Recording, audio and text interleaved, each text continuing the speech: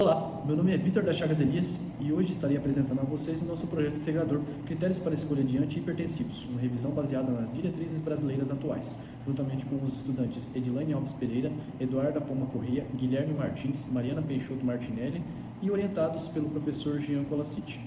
A hipertensão arterial sistêmica é uma doença crônica silenciosa e extremamente prevalente no Brasil. É um dos principais fatores de risco para doenças cardiovasculares, como infarto, AVC e insuficiência renal. Apesar de não ter cura, seu controle é possível com medidas não farmacológicas e principalmente com a escolha correta do tratamento medicamentoso. Nosso trabalho tem como objetivo revisar, com base nas diretrizes brasileiras de hipertensão de 2020, os critérios para a seleção dos principais antihipertensivos utilizados na prática clínica. A pesquisa foi conduzida como uma revisão narrativa da literatura, com abordagem qualitativa. As bases de dados utilizadas foram PubMed, Cielo, Google Acadêmico e documentos oficiais, como as diretrizes de 2020. Selecionamos artigos, diretrizes e revisões que abordassem as principais classes de medicamentos antihipertensivos, relacionando eficácia, segurança, comorbidades, custo-benefício e uso racional. Com base na literatura e nas diretrizes atuais, analisamos as principais classes de medicamentos e seus critérios de escolha, conforme você verá a seguir. Dentre as classes utilizadas para o tratamento da hipertensão arterial sistêmica estão os inibidores da enzima conversora de angiotensina, que atuam bloqueando a conversão de angiotensina 1 e angiotensina 2, promovendo vasodilatação e redução da pós-carga, e são indicados como primeira linha em insuficiência cardíaca, pós-infarto agudo do miocárdio e nefropatia diabética. Logo em seguida, temos os bloqueadores de receptores de angiotensina 2, que eles basicamente antagonizam receptores AT1 de angiotensina 2, alternativa para o IECA quando há uma tosse ou um angioedema, que é uma característica, uma reação adversa da classe anterior.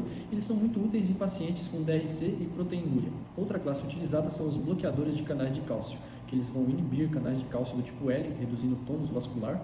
Eles são muito eficazes em hipertensão arterial sistêmica sistólica isolada, especialmente em idosos e afrodescendentes, e eles são subdivididos em deidropiridínicos, nalodipino, e não deidropiridínicos, verapamil e diltiazem. Ademais, temos os beta-bloqueadores, que eles atuam reduzindo a frequência cardíaca, a contratilidade cardíaca e a liberação de renina. Eles têm indicação em insuficiência cardíaca, coronariopatias, arritmias e gestação. E eles não são primeira linha para hipertensão isolada. Com relação à classe dos diuréticos, eles existem 3 subgrupos, e eles são fundamentais no tratamento, especialmente por sua eficácia em determinadas populações, mas é preciso entender a diferença entre as classes.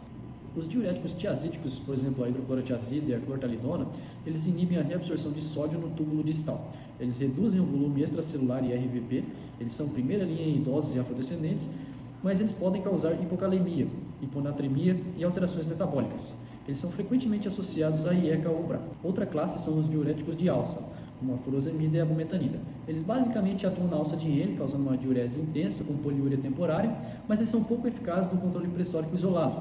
Eles são mais indicados em insuficiência renal, insuficiência cardíaca congestiva, hipertensão maligna ou refratária, mas o seu uso deve ser limitado devido ao risco de desidratação e perda de eletrólitos. Por último, nós temos os diuréticos poupadores de potássio, como por exemplo a espironolactona e a amilorida.